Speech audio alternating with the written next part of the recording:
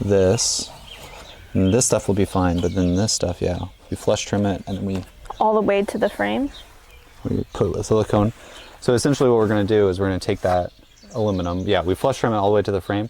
We take the aluminum, we fill it with silicone, and then we stick it up there. And we put some screws in it. So that we're covering the wood? And so the wood is sealed in from the bottom, yes. And so... Okay. And we do that all the way around? We do that all the way around. Welcome to episode 16 of the Ambivan project, our journey of converting a 30-year-old decommissioned ambulance into an off-grid camper to travel across North America. It's been a hot minute since the last episode was posted. I finally got through all of my footage from last summer, and we had to wait until the weather warmed up this spring before we were back at it. Today's episode is all about waterproofing the ambulance. After completing our fiberglass siding last summer, we still have little pieces here and there to shore up before we can actually start on any of the interior pieces of the ambulance. First up, we are going to be trimming the bottom edge of the fiberglass and plywood siding. We intentionally made all of it longer than necessary so then we could trim it up to the bottom of the frame and all of the boxes and everything that we have underneath there and get a really clean line. We used painter's tape in an attempt to protect the fiberglass. I'll be honest and say it only looks good from about 6 feet away when you can't see all of the little dings and scratches and imperfections of our siding. Ryan and I have agreed that if we were to do this again, or in some future world in which we need to reside the Ambivan, we're not going to be doing fiberglass. It was a huge pain to put on, and it gets damaged super quickly.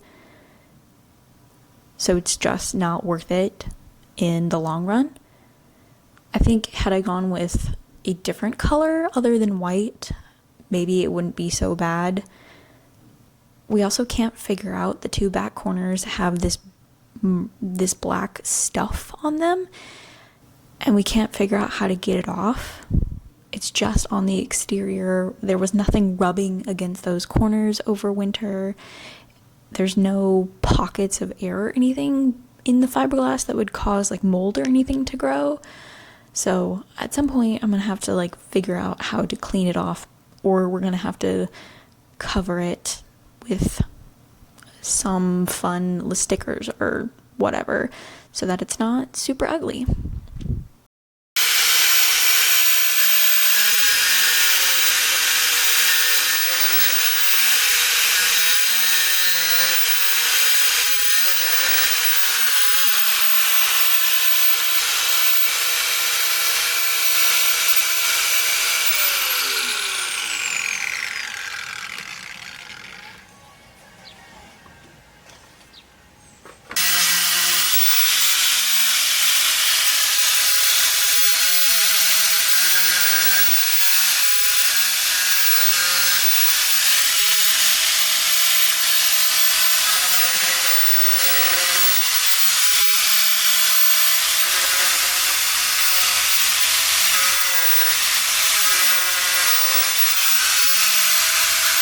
But yeah, you get to explain what we're doing today.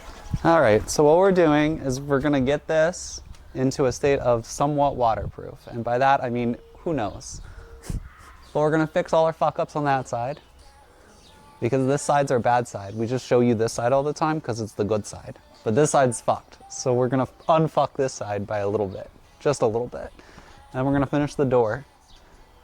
And we'll be lucky if we get all that done today. So that's the plan. Unfuck the fucked side, and then don't show you it because it's still gonna look fucky.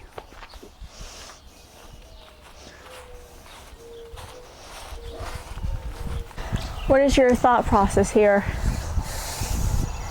Protect as much of this from the glue as I can, and then shove some glue in there and wait. Are we gluing the whole thing? And then go.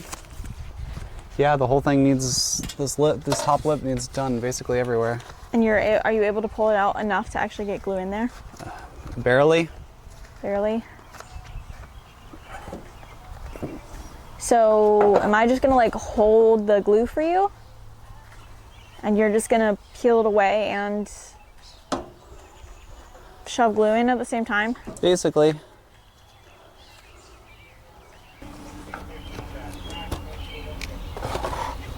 So almost immediately dump the paint. Please don't dump the paint. It's not paint either. The glue.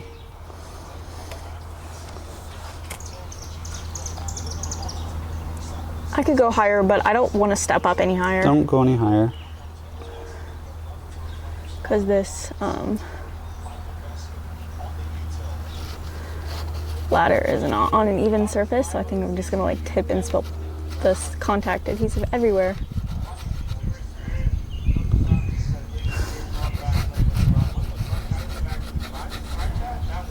I have no idea how good of a job I'm doing, you know? Terrible job. Just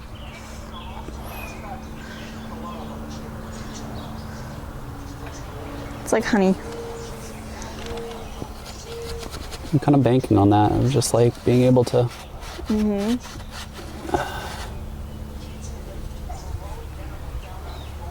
What time is it? What time's on your watch? 10:22. Okay. 10:20 is when we started.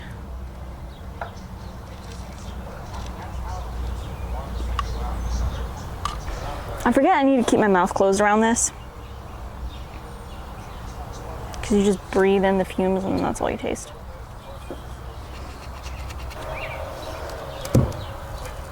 Oh, Oh, did you just pop a stuff that was glued?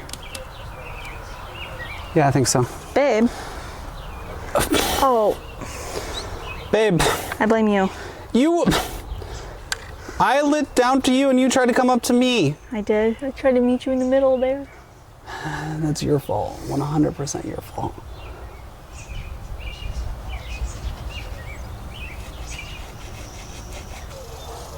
I'm just trying to hold it up so that I'm not breathing right over it. That's probably smart. They do say prolonged exposure to the vapors could lead to serious physical, I don't know what was the word they used. Harm? Yeah. Impairment. My brain is my livelihood. I'd like to keep it sharp. Nope, I'm not gonna spill the glue. My legs are just gonna hurt. Why are your legs hurting? Because balancing on this ladder, trying not to move, is not easy. Also, this is an arm workout. You said you wanted to get stronger. Did. Well, you're getting stronger. Under resistance, just hold a gallon of glue This is your for project. an hour. Just remember, it is your project.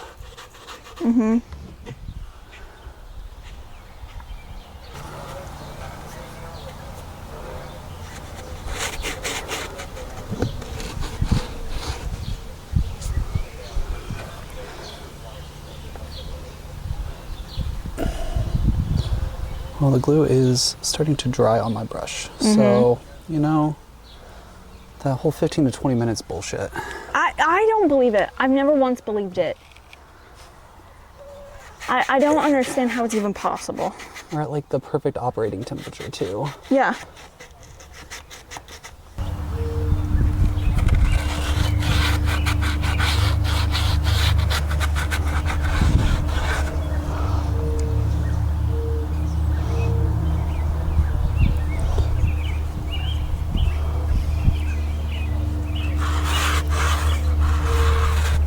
This one has a pretty large gap. Yeah.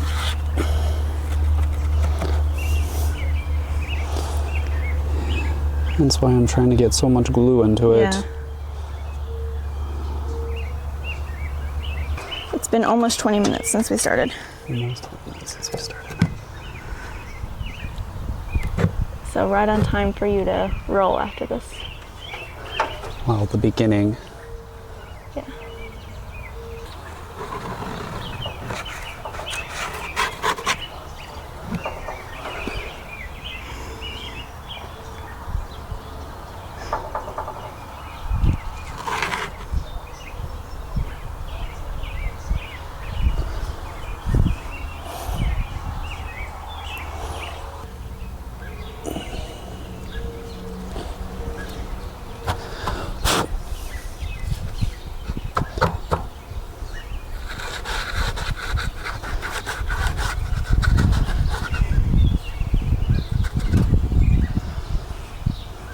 What time did we finish? 10:45.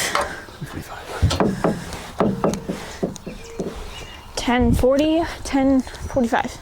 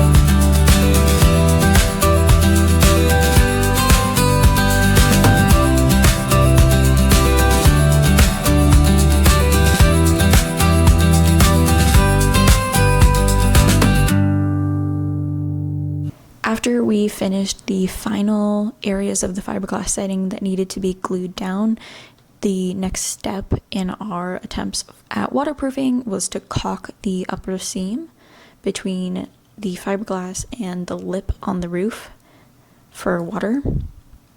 I did my best attempt at a straight line with painter's tape to leave about a ½ inch for the caulk. My attempts were not super successful, and poor Ryan had to just do his best. It also ended up that the caulk we bought was clear. Another lesson learned, we should have bought white so that we would have had an invisible line as the seam. The clear, again, you can't see it super well because of how high up it is, but if you stand close enough, you can tell that there's a gap, or what appears to be a gap, between the siding and the roof because the caulk dried clear instead of a white color.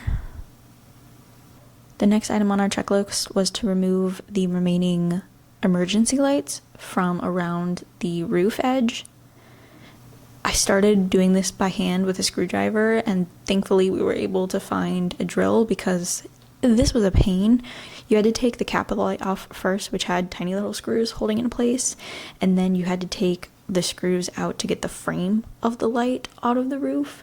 And those, half of them, the screws ended up being rusted, and so the only way to get them out was with a drill or to just hammer them and break the screws off in order to pull all of these fixtures out. There were 11 lights in total that we had to remove, and then we had to patch them up. So we scrounged around for the last remaining flat stock of aluminum that we had from last summer, cut those into tiny pieces so that Ryan could weld those in from the inside, and then I would get to do my favorite job of bondoing on the exterior to try to create a little bit more of a smooth surface and seal in the entire roof to prevent any water. Ryan also had to build this back left-hand corner from scratch. At some point between our demolition efforts and when we took off the original sides of the Ambivan, we had these corner pieces, but for whatever reason we lost the back driver's side corner, and so Ryan had to painstakingly cut little strips of aluminum, try to bend them into a bit of a round and weld them in, and then I just stuck a huge glob of Bondo over it to try to create that rounded corner and seal in any gaps that were remaining from the welds. I only got one layer on at this point. Definitely gonna have to go back, sand it down, and do another layer or possibly two of Bondo to really make sure that we've got a good solid corner edge there. Okay, so here's what's next is all of these little holes, which is where we took the exterior lights off. Ryan is welding. And he's so excited to do it. Thank you so much for watching today's episode of the Ambivan project. We are making really good progress this summer and should be getting to the interior build sooner rather than later. So please do subscribe and follow along with us on this journey. Thanks for watching.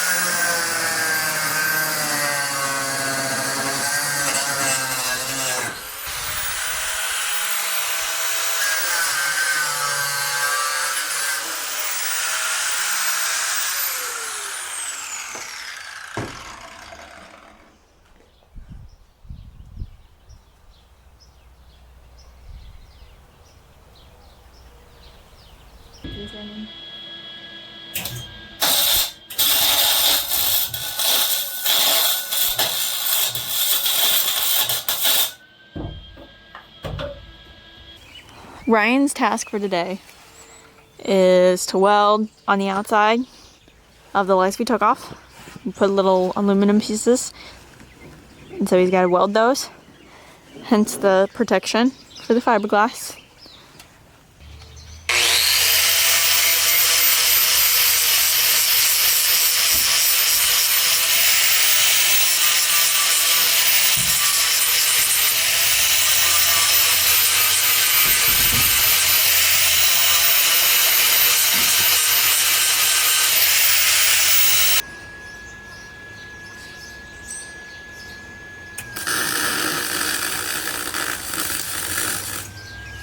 Well, I take it it's working? It is working. Okay.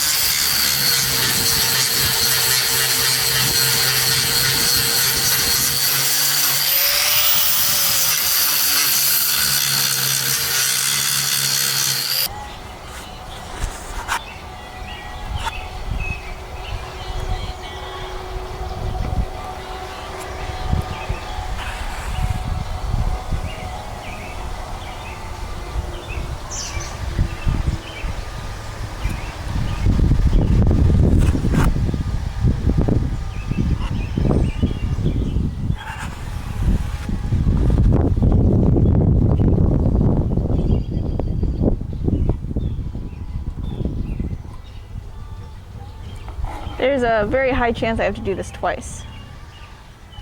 These holes are very deep. They're not deep.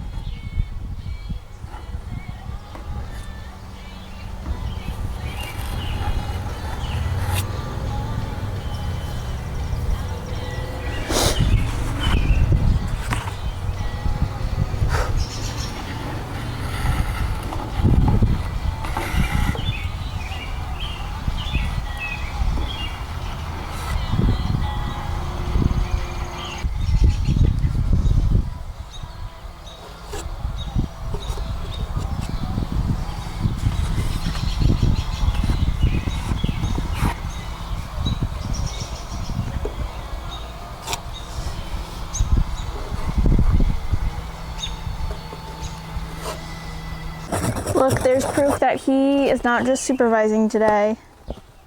He's helping. Aren't you a great helper? Mm-hmm. Great helper. He is assisting with the front. Because we had to bondo in, not bondo, we had to weld in. There used to be like lights there. And I can't reach those parts. Did I give you enough? Nope. I didn't realize you were going to start with that one. Guess I have to go make some more bondo.